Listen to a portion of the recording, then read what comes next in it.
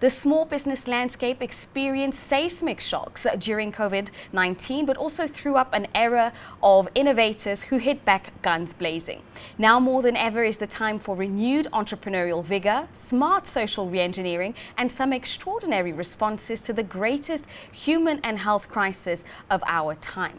In historic COVID class, our not so small entrepreneurs stuck in the shadows of those giants, but those rising above them for shared growth in a new Africa. But how did women-led businesses fare? Which were the informal sectors hardest hit by the pandemic? Passion is their drug and cash flow their sustenance. Money is a catalyst, but is that enough to launch the rocket ship called entrepreneurship? Why cash is queen, the sense and sustainability of female-led SMEs. Divya Vasant is a purpose-driven entrepreneur who believes that all businesses should be social businesses. She is founder and CEO of the Amazi Group, which enables the economic inclusion of women. Bethlehem Tilahun Alemu is a globally acclaimed serial entrepreneur and currently the founding managing director and chairperson of the Selim Bank SC. Her driving passion is to share Ethiopian culture with the world. Shabana Basij-Rasikh is an Afghan educator, humanitarian and women's rights champion. She's the founder of Hella Inc. and the School of Leadership Afghanistan and has received worldwide recognition for her work.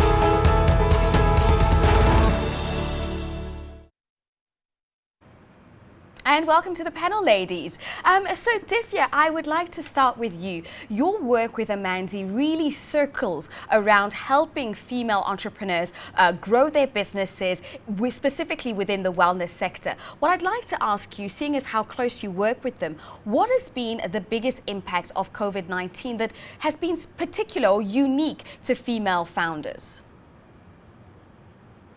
Well, thank you so much for having me. I think if we look at the impact of the pandemic, there were three main things that we observed that women business owners really struggled with. The first being increased care demands. So, at home, caring for children, caring for the elderly, caring for sickly. A lot of women were forced to stop working, to decrease the amount of work they could access. And since then, women have struggled to start earning again because a lot of those responsibilities are still lying with women today. Secondly, I think decreased movement, the restricted mobility of women over the pandemic led to a surge in gender-based violence. Shockingly, even pre-pandemic, 1 in 3 women globally have been affected by sexual or physical violence, and that has only intensified over the pandemic. That has really and truly hit many of the women that we work with at Amazi. And I think thirdly, when you look at how many businesses tried to pivot during the pandemic, it was really important to digitize operations. And, a move that was paramount actually for the survival of most businesses. But then when you consider that across developing countries, 300 million fewer women than men use mobile internet, that would have been a significant barrier as well for women trying to figure out how to perpetuate their businesses. So, when we look on all fronts at the effect of the pandemic, women have definitely disproportionately been affected more so than men. 90% of women entrepreneurs reported drastically lower, if not zero sales over the pandemic, and most of them had less months of cash flow runway in order to survive the pandemic. And Divya, thanks so much for those inputs. That's actually quite saddening to hear, considering the fact that we're already starting from a lower base. And that's why I want to bring in Bethlehem. Bethlehem, you have an incredible experience. You first started off with your first venture, Soul Rebels, which literally took international stages, where you were working with within your home country, Ethiopia, working towards creating unique shoes. And then you went on to creating a second venture, quite peculiarly in the middle of a pandemic. So I would love to get your take on how that's been, how your whole experience has been launching this second venture, the second time around, and if anything changed or what were some of the lessons that you were able to apply. Good afternoon, ladies. Thank you so much for having me. It's a pleasure to be here. My name is Bethlehem. I was running business for the last 15 years in different industry. One of the product that we produce for a long time is a product called Sorrabels, and it's a shoe company that we run. We have about 300 workers and we have about 12 stores. During the pandemic, it was unexpected because we don't know how to handle our business and supply chains and logistics. It was very difficult for us to continue in a way that we learned for a long time, and we had a system in place that we follow each and every day to run the day-to-day businesses. When the pandemic hits, obviously, just other companies, we have to shut down most of our stores, and it comes with huge amount of, cost, and it wasn't easy. But interestingly, digital market was open for us also to be able to address that market. But a problem comes with it. Logistics have been a nightmare for us, and transportation cost was increased. So you can imagine the whole thing was fell down for us. So we have to start right now building everything from scratch, and it's not easy. The system itself for us, the financial institution, all the support that people say are not really there in the ground to be able to support women enterprises in Africa, as you all know. The other venture that we launched during the pandemic is a mortgage bank. It has been a very interesting journey for me, and I'm learning a lot. We're about to finish all the process to be able to finish this mortgage bank for Ethiopian women and young population to be able to address that specific area. Thank you. And I'm quite excited to hear more about your mortgage bank. I really like the mission statement of creating the largest generation of homeowners in Ethiopian history. But moving my attention to Shabana, so you are from Afghanistan, and you launched the School of Leadership of Afghanistan, SOLA. Now, if I understand correctly, you actually launched the school. There was an initial cohort, and then you had to evacuate the cohort to Rwanda, where you were then able to have the cohort continue studying abroad. Now, that must have been quite an experience, and I'd love to hear from your perspective how that all came about and where you currently are in terms of the school's venture. Thank you very much, and it's a pleasure to be with you all. We had been operating the School of Leadership Afghanistan in Afghanistan for quite a few years. We've had several cohorts studying at our campus in Kabul prior to mid-August 2021. SOLA is the first and only boarding school for girls in the country. We have nearly 100 students hailing from 28 of the 34 provinces in the country. I know you were just talking about some of the challenges of COVID, but in the midst of all of that, we were also faced with tremendous security challenges and political uncertainty, especially in the recent months in Afghanistan. And when things were continuing to be a lot more uncertain politically, we began to think about a study abroad program for our entire student community in order to maintain continuity of learning. Because when the pandemic hit, schools across Afghanistan closed, and there were a small handful of schools that were able to maintain continuity of learning, and SOLA was one of them. We managed initially to get all of our students studying online, and then later secured permission from the Ministry of Education to bring all of our students, obviously observing all the COVID protocols of isolating them, quarantining them for the first 14 days, and then creating essentially a COVID bubble on campus to keep them safe while they were able to stay in the same space and study. Divya mentioned a very important point about the impact of COVID on women globally, and the rise in violence, especially domestic violence and abuse. But as a nonprofit school for us, on the flip side, one of the fascinating things to observe was seeing how so many people suddenly lost their jobs or had to stay home.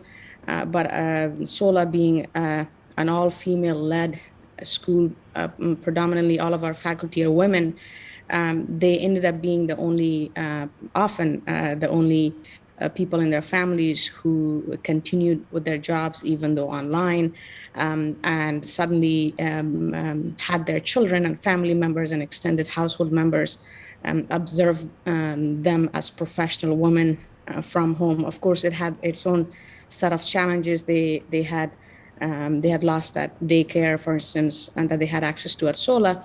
But on the flip side, they were, in some cases, the sole breadwinners for their families. And that was quite interesting to observe. In August of 2021, we had to evacuate the entire SOLA school community of nearly 100 students and close to 150 faculty, staff, and family members of those faculty and staff from Afghanistan to Rwanda. This was right immediately after the collapse of Afghanistan. Unfortunately, today, because of the return of Taliban, Afghanistan is the only country on earth where a girl's access to secondary education is outlawed.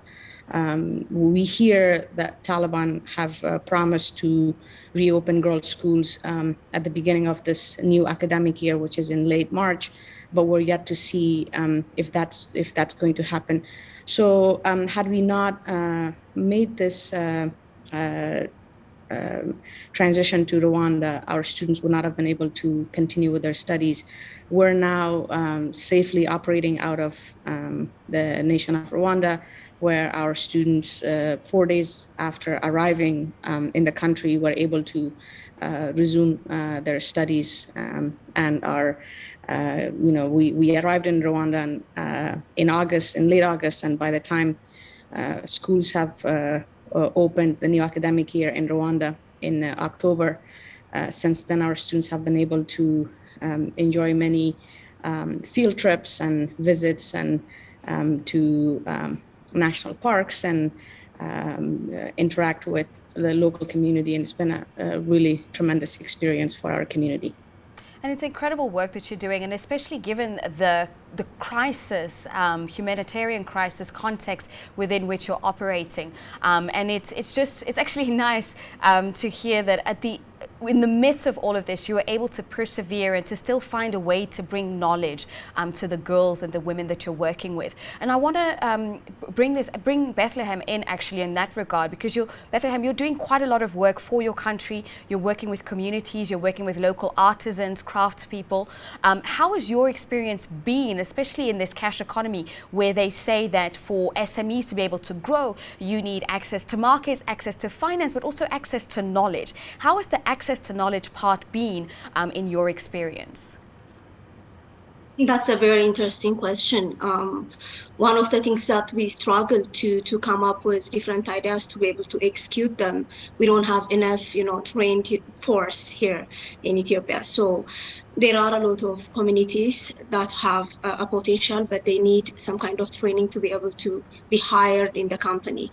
That have been a big challenge for us, but to be able to work through the channel that we created, we're giving huge amount of training for people in and out, because on job training, I find it very, very useful to create any kind of product that you're able to brand or sell internationally. So that's one of the things. When you talk about SMEs and the cash economy also, it's very difficult for women-led businesses to be able to gather or collect probably a supply, or we don't have any sales and the trend of the product in production have been very, disruptive. So we need to come up with a solution, even like the marketplace where we can sell our products and share our experience. This is an amazing platform, but we have to go further. It has been an experience for me to see how women-led businesses have been up and down. I failed 100 times. We're still struggling because we're entrepreneur, we're women-led company, and it has been very difficult for me and for people around me because communities need small companies like ours to be able to support them, to teach them, and to take them to the next level. Thank you. Thank you. And I really like what you're saying. Communities need small companies like you, because that also opens up the notion of access to markets and how companies, small businesses can access the marketplace. We just talked in the previous panel on fintech about how one of the panelists was saying that the issue with fintechs, female fintechs being able to grow and to make international stages is not necessarily that there aren't enough, it's that they're not being discovered. So that's why I want to direct my question to you, Divya. You work with a lot of companies. When it comes to access to markets, you're operating out of South Africa, which is a relatively, the second largest economy on the continent, which means that also, companies within South Africa are operating from a large potential customer base. Now, with the opening of the borders, the Continental Free Trade Agreement, we can imagine now that South Africa and other economies are being open to so many other SMEs. In your experience, what has worked in promoting SMEs and being able to basically bring access to markets to SMEs? Such an important question. I think when you look at an economy like ours in South Africa, we're still very much an oligopolistic economy. Access to market is still controlled by a concentration of a few very big companies. So if there isn't a concerted effort by these big companies to bring women-owned small business into their value chains and into their offering, then small business does continue to struggle to access market. With the size of the balance sheets of these big companies, it would be very, very easy for them to replicate the ideas that are birthed by small women-owned businesses. This has actually happened repeatedly globally. And, essentially small business finds themselves outproduced and underpriced. So if there was some sort of incentivization for large industry players to incorporate women-owned business into their value chains, into their offerings, and to provide them with the infrastructure and the support to access markets so that these businesses can grow, that would be probably the most systemic and effective way to make sure that women-owned business has access to market. It really has to come down to creating the incentives for the gatekeepers of industry to actively enable women to access infrastructure and access market. And that also ties into, I think, a conversation around policy. It ties into a conversation around what government needs to do in order to incentivize companies that are currently holding predominantly the access to market to open that up to small women-owned business. Divya, it's almost as if you were reading my mind there in terms of, I love your point on value chain integration. It's such an important part. And I believe indeed that something needs to be done on a policy perspective, on a government perspective. And that's why I want to rope you in, Shabana. You do a lot of work with different organizations. And really what we're talking about here is value chain integration, but also partnerships, public-private partnerships potentially, adjustments in policy. What in your experience have been initiatives, or let me rephrase the question. What initiatives need to happen to be able to advance the agenda for female leadership? And that my question is to you, Shabana. Yeah, I think that's a wonderful question. A lot of Sola's success has to do with effective work and partnership with government and or governments and international organizations, especially our recent success. I think when it comes to looking at supporting women-led initiatives and SMEs, while it's important to recognize them, but it's also as a boosting them as a separate category. But simultaneously, it's so important to mainstream them, because my concern is that when they're looked at as a separate category of women who lead initiatives, the flip side of that is that they don't get the benefit of being mainstreamed and looked at in that way. And so for me, the mainstreaming aspect is incredibly critical. That's an important point, actually. The fact that if we go more into a direction of having special initiatives for females, having special categories, that we kind of get pushed into a category where we're not participating in mainstream economy. And I'd love to get your take on that, Bethlehem. Do you agree? Yes, I do agree, 100%. What do you believe needs to be done? What is the best practice in terms of making sure that female-led businesses get the support that they need, whilst in the meantime, in the midst of that, still being able to participate in the mainstream economy and with the big guys? That's a very interesting question.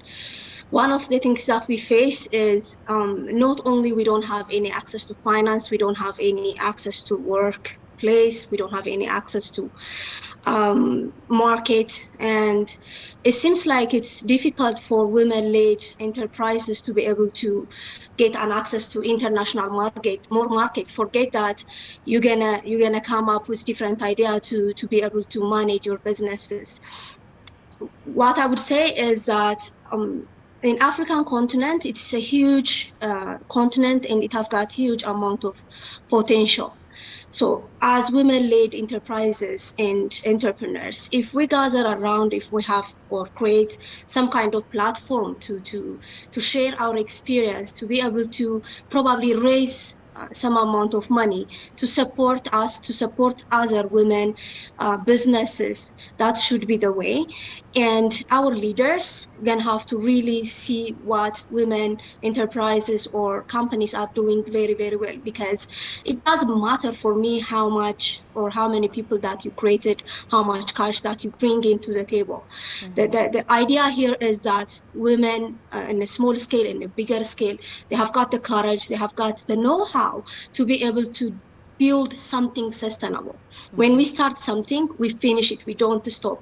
Whatever that's gonna cost us, that's the nature of us. So we need support from our leaders, we need support from international community, we need to raise enough amount of money in the right way to support, women-led companies. That's what I wanted to see happen.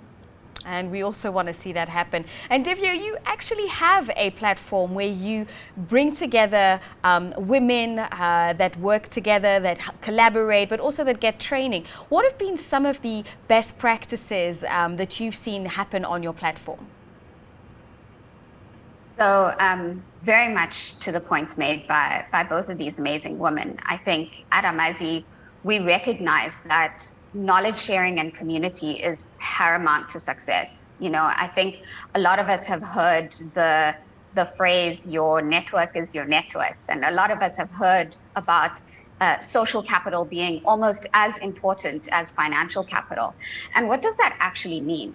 What does that mean for women, particularly women entrepreneurs and even further women of color entrepreneurs? For us, it means firstly, looking at the content that's created that educates women about the journey of entrepreneurship. If we had to look around at any platform, whether it's a tertiary institution, whether it's social media, a lot of platforms are still educating from a male perspective.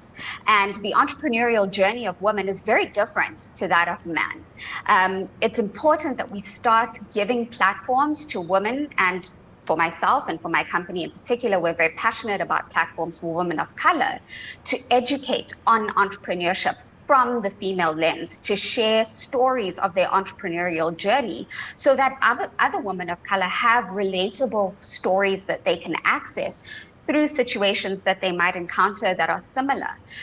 So one of the reasons why we've created both an online as well as physical community for women in South Africa, women entrepreneurs, to convene, to share knowledge, and to build community is because we believe in the power of our social capital.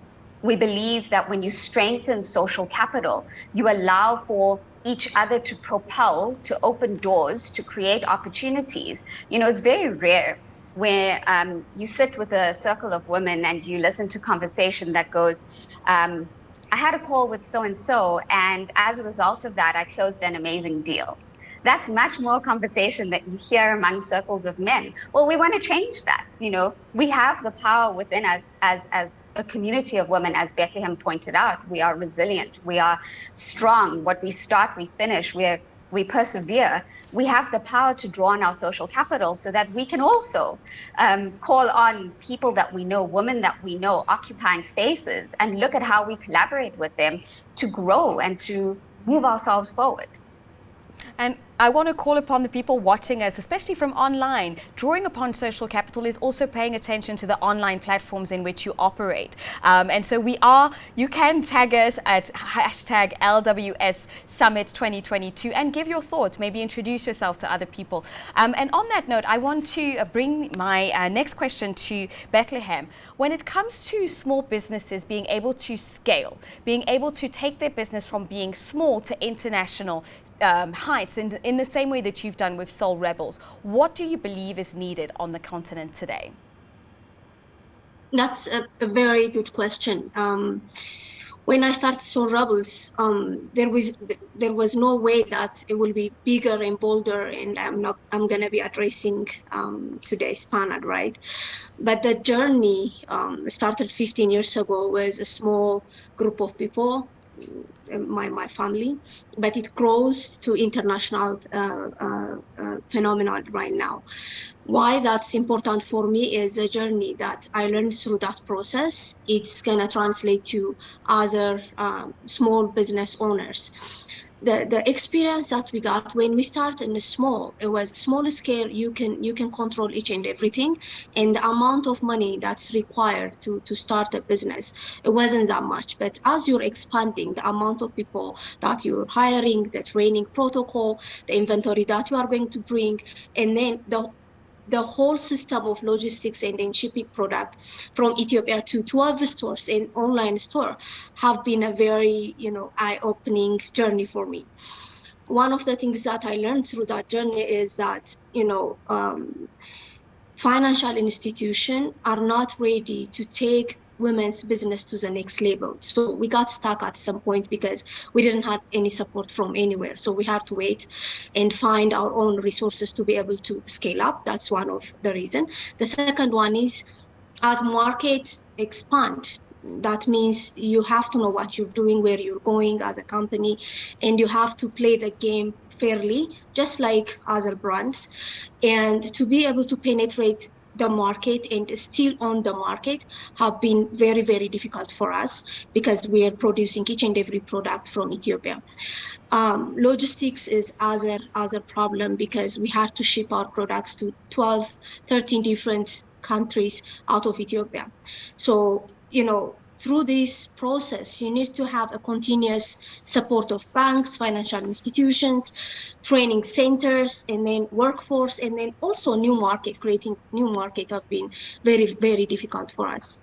That has been said, we are able to manage by our own to be able to create those markets for ourselves and then to scale up the business. But I have seen a lot of women-led businesses here in my country start and then they quit probably in 1 year or 2 years because they cannot really have the support system around them to take them to the next level. That's what we should probably discuss and then find a solution among ourselves and others in this panel. Thank you. That speaks to momentum, and we hope that those business owners watching us today will get the momentum to be able to push their businesses forward. In closing, I just have one last question for Shabana. Shabana, what would be your message to the female leaders watching us today in a few words? That's a great question. So much of what Divya and Bethlehem already alluded to, and I think that persistence and perseverance of female leaders is always inspiring on so many circles, and I know that that is going to only continue. So it's really not a message per se, but an appreciation for that resilience and hard work that is displayed, that that really breaks and challenges so many of the stereotypes when it comes to trusting women leaders or standing behind them. So I just wish all women leaders across the world very best of luck. This is a month we're celebrating women across the world, and it's a great reminder to know that when women are given equal opportunities as others to participate in every fabric of our society, great things happen, not just for girls and women, but for everyone. If anything, we see Divya and Bethlehem as examples of that. The work they're doing not just benefits women, but everyone in their respective countries. And I hope we get to a point where we don't have to remind people around the world, this is the 21st century, about the importance and value of creating space for women leaders. And I know we will get there. And I believe we will too. Thank you so much for joining us today. Thank you to all of my panelists, Divya, Bethlehem, Shabana. You guys have been amazing. We wish you all the very best going forward.